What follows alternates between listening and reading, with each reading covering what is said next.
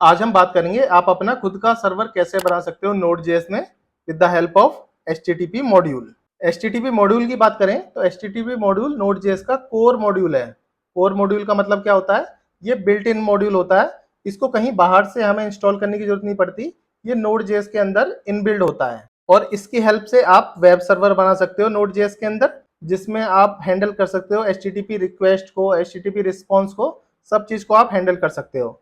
इस तरीके समझो जैसे कि मैं फॉर एग्जांपल Node.js का कोई ऑफिशियल वेबसाइट खोलता हूँ, तो जैसे मैंने ये वेबसाइट का यूआरएल डाला, यूआरएल क्या है देखो, HTTPS रिक्वेस्ट। जैसे मैंने अपनी HTTP रिक्वेस्ट डाली तो हमारी Node.js की इस तरीके की एक वेबसाइट ओपन होके आ गई। तो ये जो था ये रिक्वेस्ट होती है। तो हमें Node.js में रिक्वेस्ट हो गया या फिर API का रिस्पॉन्स हो गया, ये सब हैंडल करने के लिए हमें HTTP मॉड्यूल की जरूरत पड़ती है। फॉर एग्जाम्पल जैसे रेस्ट API बनानी हो, वेब पेजेस बनाने हो, नेटवर्क रिलेटेड एप्लीकेशन बनानी हो, वो आप इजिली HTTP मॉड्यूल से बना सकते हो और आपको किसी एक्सटर्नल सॉफ्टवेयर की जरूरत नहीं, एक्सटर्नल फ्रेमवर्क की जरूरत नहीं लाइक Express.js।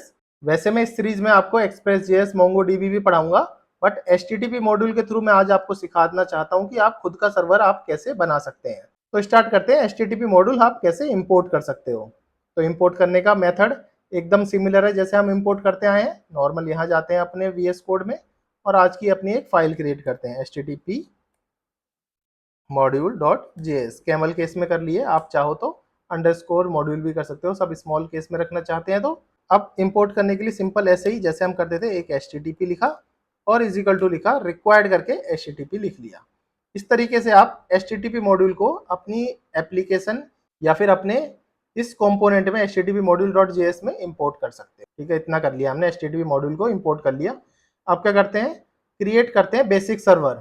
उसके बाद डिटेल में सीखेंगे कैसे हैंडल कर सकते हैं डिफरेंट डिफरेंट राउट्स को, कैसे जेसन रिस्पॉन्स भेज सकते हैं, और लास्ट में इंटरव्यू क्वेश्चन के बारे में कुछ डिस्कस करने वाले हैं। बेसिक सर्वर क्रिएट करने के लिए आपको कुछ चीज़ें पता होनी चाहिए। फॉर एग्जाम्पल आप एक कॉन्स्ट करो और अपने सर्वर को किसी वेरिएबल में स्टोर कर लो। फॉर एग्जाम्पल मैंने अपना सर्वर का नाम सर्वर ही रख लिया, सर्वर इजिकल टू, अब मैं अपना HTTP से यहाँ से अपना क्रिएट सर्वर निकालूंगा। HTTP से निकालेंगे create server, HTTP dot create server, create server. इस तरीके से मान लो आपने एक क्रिएट सर्वर HTTP से निकाल लिया और इसको सर्वर के अंदर आपने स्टोर कर दिया। एक वेरिएबल है सर्वर, उसके अंदर आपने HTTP से क्रिएट सर्वर निकाला, इसके अंदर स्टोर कर लिया। तो इस तरीके से आप अपना सर्वर क्रिएट कर सकते हो। और एक होता है इस सर्वर को किस तरीके से आप लिसन करोगे, एक लिसन होता है और एक होता है एमिटर।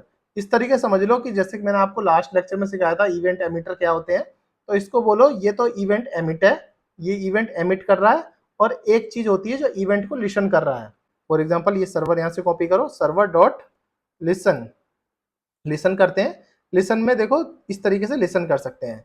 आपने यहाँ से लिसनिंग कर रहे हो, लिसनिंग में देखो दो पैरामीटर होते थे। पहला पैरामीटर में आप पोर्ट डाल दो, किस पोर्ट पे आप सर्वर को लिसन करना चाहते हो, तो 3000 पोर्ट पे मैं सर्वर को लिसन करना चाहता हूँ। और सेकंड पैरामीटर होता है call back parameter. Call back parameter पे नॉर्मल एक एरो फंक्शन बनाओ और इसके अंदर आप कंसोल लॉग में लिख सकते हो server is listening on port 3000। तो इस तरह से देखो लिसन, जैसे कि आपको पता होगा इवेंट लिसनर होता था, इस तरह से मानो ये इवेंट लिसनर है। इस तरह से आप इवेंट को लिसन कर सकते हो और इस तरह से आप क्रिएट सर्वर कर सकते हो। सर्वर क्रिएट करने के लिए इसके अंदर आपको एक दो पैरामीटर होते हैं। फॉर एग्जांपल इस तरीके से इसको बना लो, इसके अंदर आप चाहो तो इस तरीके से समझो, इसके अंदर दो पैरामीटर होते हैं, एक होता है रिक्वेस्ट और एक होता है रेस्पॉन्स। और रेस्पॉन्स से रेस्पॉन्स डॉट, अभी रिटर्न हेड मैं आपको डिटेल में बताऊंगा, राइट में लिख दो हेलो वर्ल्ड, ठीक है, और रिस्पॉन्स कर दो एंड।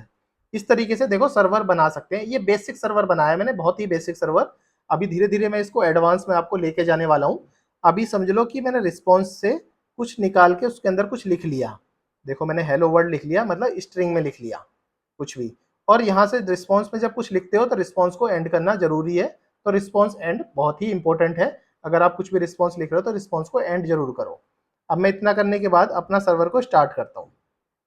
अब ध्यान से देखना, सर्वर स्टार्ट करने का सेम मेथड है, नोड HTTP module.js। तो हमारा देखो इस तरीके का एक आ जाएगा, server is listening on port 3000। ये आपका सर्वर स्टार्ट हो गया 3000 में, जो कंसोल में था हमारा यहाँ प्रिंट करके इसने दे दिया। अब ये तो बन गया 3000 पे। अब लोकल होस्ट 3000 को रन और करके देखते हैं कि हमारा जो भी हमने हेलो वर्ल्ड लिखा है वहाँ पे मिल रहा है या नहीं मिल रहा। तो यहाँ पे जाओ और अपना लोकल होस्ट 3000 ओपन कर लो।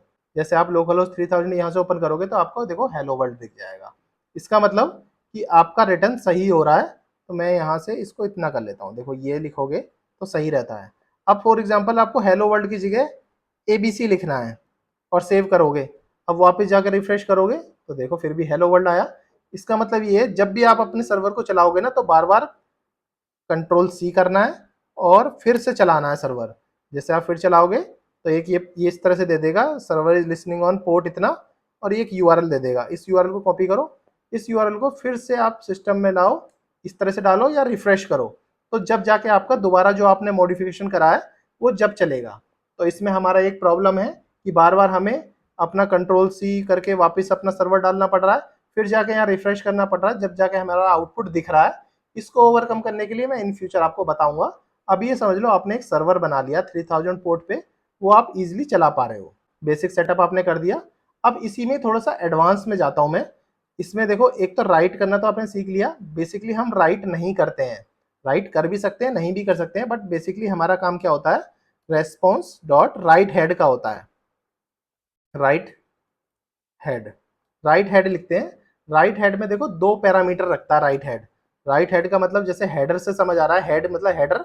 इसमें हमें बताना पड़ता है कि आपका जो कोड है वो किस तरीके का कोड है, कि आपका कोड 2000 आएगा स्टेटस जब सही चलेगा, या 404 आएगा पेज नॉट फाउंड आएगा जब चलेगा कोड, कैसे चलेगा हमें इसको डिफाइन करके बताना पड़ता है। तो मैं बताता हूँ कि जब हमारा कोड 200 आए या फिर हमारा कोड स्टेटस 200 आए, जब जाके हमारी ये सर्वर चले, तो इसके अंदर हमारा एक विद इन करली ब्रैकेट सेकंड पैरामीटर में हमें कंटेंट टाइप लिखना पड़ता है। उसको बताना पड़ता है कंटेंट टाइप किस तरीके का टाइप आप इसके अंदर लिख रहे हो, कि जैसे मैं टेक्स्ट लिख रहा हूँ, ABC टेक्स्ट लिख रहा हूँ, ये भी जो हेलो वर्ल्ड ABC, और प्लेन टेक्स्ट लिख रहा हूँ, मतलब टेक्स्ट में भी प्लेन टेक्स्ट लिख रहा हूँ। अगर टेक्स्ट में HTML लिखते तो यहाँ पे आपको लिखना पड़ता HTML। अभी मैं क्या कर रहा हूँ, प्लेन टेक्स्ट लिख रहा हूँ, तो सीधा यहाँ पे मैं सीधा प्लेन लिखता हूँ। प्लेन टेक्स्ट करके मैंने हेडर पे ये लिख दिया। बाकी आपको समझ नहीं आएगा 2000 क्या है, 404 क्या है। आप जो है थोड़ा सा रिसर्च कर लो कि कितने कितने तरह के स्टेटस कोड मिलते हैं आपको बैकएंड API से, उसके बाद आपको ये चीज़ें सीधी समझ आ जाएंगी क्या स्टेटस कोड क्या होता है। बाकी स्टेटस कोड मैं आगे पढ़ाने वाला हूँ, बट आप समझ लो 200 स्टेटस कोड का मतलब है सक्सेसफुल स्टेटस कोड मिल रहा है। इसको पहले कमांड C करना पड़ेगा आपको, फिर जाके दोबारा सर्वर को रन करना पड़ेगा, फिर जाके आप रिफ्रेश करोगे तो भी सेम ही आउटपुट आएगा। बस मैंने इसको ये बता दिया है कि अब हमारा प्लेन टेक्स्ट है। अब प्लेन टेक्स्ट की जगह फॉर एग्जांपल मैं HTML लिखता और इसको मैं H1 में लिखता, H1 में, यहाँ से भी H1 में, और फिर मैं यहाँ से कमांड C करके फिर से कमांड V करता और यहाँ से रिफ्रेश करता, तो देखो इस तरीके से ये H1 टैग में दिखता मुझे। तो देखा आपने, जब यहाँ मैंने HTML लिखा, जब जाके ये इसको पता चला कि जो टेक्स्ट है वो HTML टेक्स्ट है। आपके मन में एक डाउट आ रहा होगा रेस्पॉन्स डॉट एंड क्या है।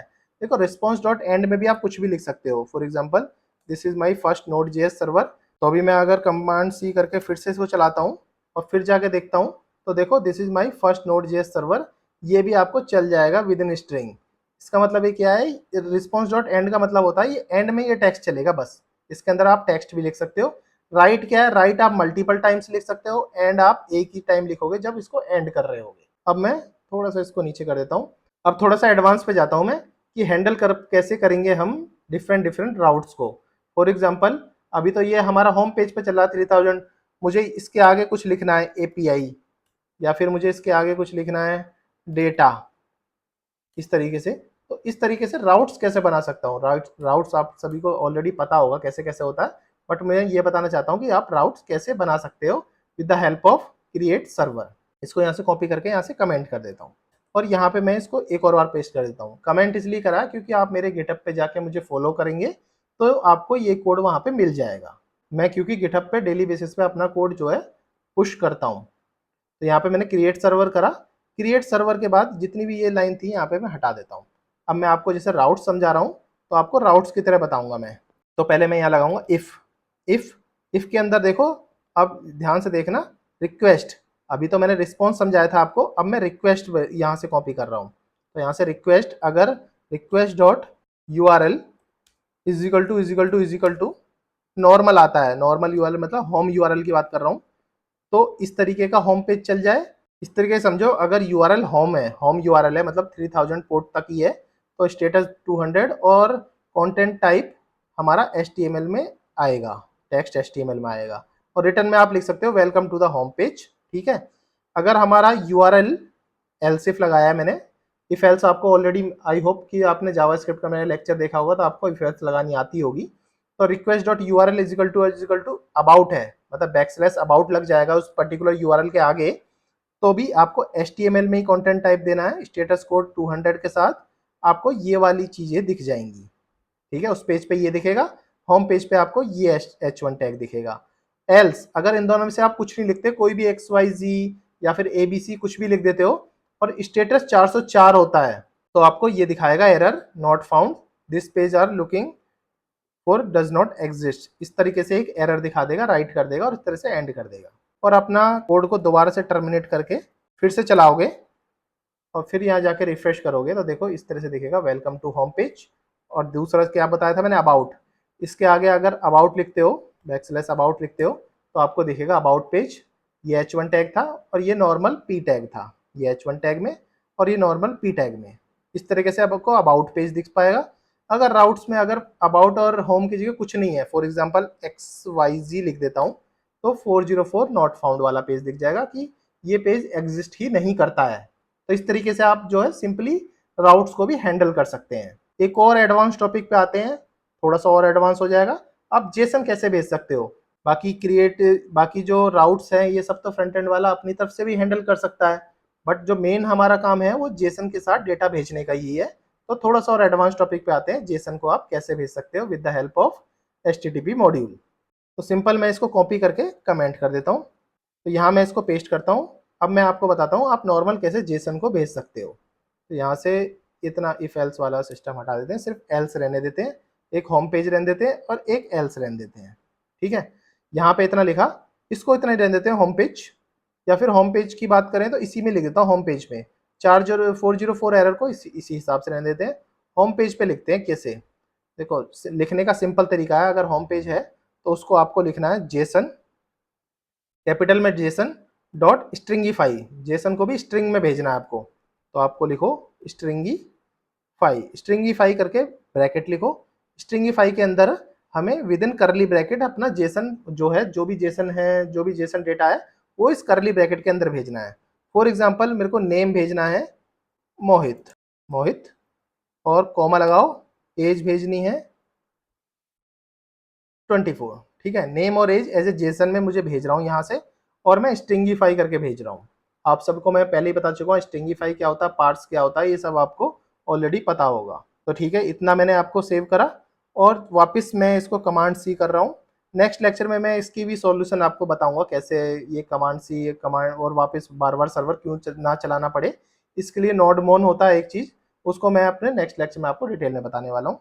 फिर भी इसको दोबारा चला लेते हैं हम एक बार और यहाँ जाते हैं और होम पेज पे आते हैं और रिफ्रेश करते हैं, तो देखो इस तरीके से आपको जेसन में डेटा मिल जाएगा। अभी डेटा जो है यहाँ HTML लिखा था, मैं इस HTML को प्लेन लिख देता हूँ क्योंकि प्लेन डेटा चाहिए मुझे। कमांड सी करके इस डेटा को फिर से चला लेते हैं और यहाँ से करते हैं रिफ्रेश। तो इस तरीके से देखो आपको प्लेन टेक्स्ट में ये डेटा इस तरीके से मिल जाएगा। इस जेसन डेटा को आप नॉर्मली यूज भी कर सकते हैं इजीली। तो आई होप आपको HTTP मॉड्यूल के बारे में कुछ अंडरस्टैंडिंग होगी और धीरे धीरे हम नेक्स्ट लेक्चर में जाएंगे तो एडवांस में भी मैं बताऊंगा आपको HTTP मॉड्यूल को कैसे यूज कर सकते हैं। बट बेसिकली मैंने आपको इतना सब कुछ बता दिया है कि आप HTTP मॉड्यूल को और आप अपना खुद का सर्वर क्रिएट करके देख सकते हैं और इस पर अपना एक्सपेरिमेंट जो भी करना चाहें, जो भी कोड करना चाहें कर सकते हैं। अब रही बात इंटरव्यू क्वेश्चन की, तो इंटरव्यू क्वेश्चन मैं इस वीडियो के पिन कमेंट पे आपको प्रोवाइड करा दूंगा, जो भी HTTP मॉड्यूल के रिलेटेड जो भी इंटरव्यू क्वेश्चन बनते हैं। तो ठीक है दोस्तों, अभी के लिए इतना ही। अगर मेरी वीडियो अच्छी लग रही हो तो अपने दोस्तों का शेयर जरूर करें, मेरे चैनल को सब्सक्राइब करना बिल्कुल भी ना भूलें। आपके एक सब्सक्राइब से मेरे को बहुत ही ज़्यादा मोटिवेशन मिलता है।